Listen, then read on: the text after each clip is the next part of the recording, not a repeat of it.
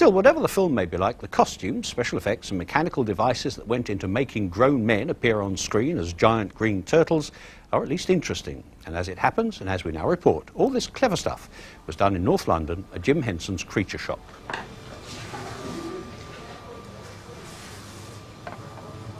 At the moment, we have a green turtle factory, and we're making dozens of green turtle suits for Teenage Mutant Ninja Turtle 2.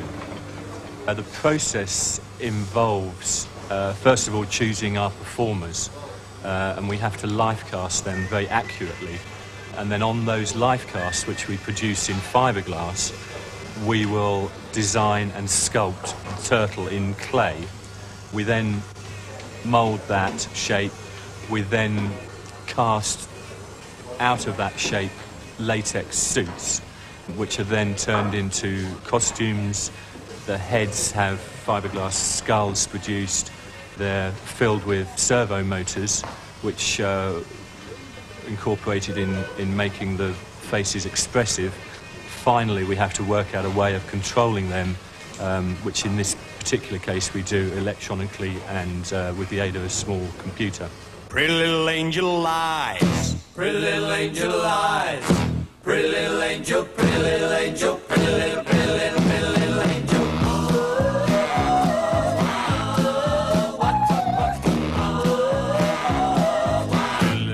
Little angel lies. Angel lies, I really love you so. Angel lies, I'll never let you go, because I love you, my darling angel lies. Little angel lies. This is a mechanical head interior for, I believe this is actually Raphael for the Ninja Turtles, and as you can see we've packed all the motors that we need to move all the facial expressions. For example, the eyebrows and the eye blinks, everything here is in the head around the performer. Well, the batteries live in a battery pack on the actor's back inside the shell. Everything is powered up through this multi-way connector. So as I say, all the motors are in the head, so it's just electrical connections. So there's a nice flexible coupling between the actor and the backpack. Gives him maximum freedom of movement. Hold on, Mark, I gotta plug you in here. Raph!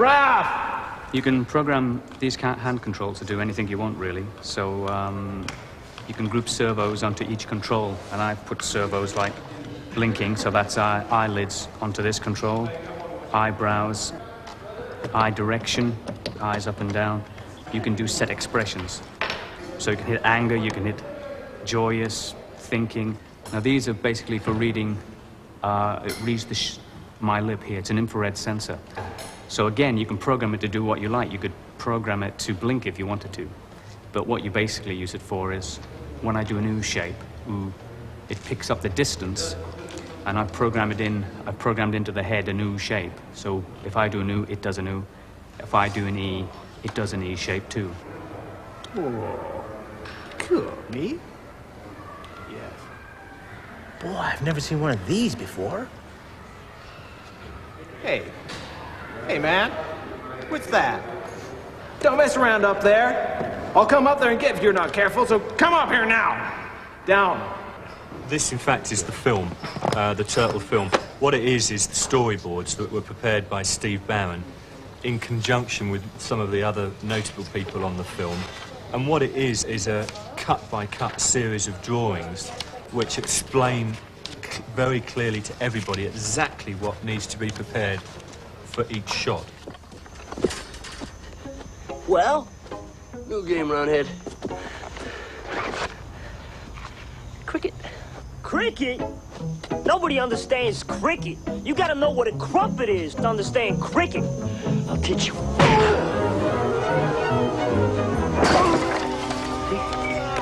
6 months.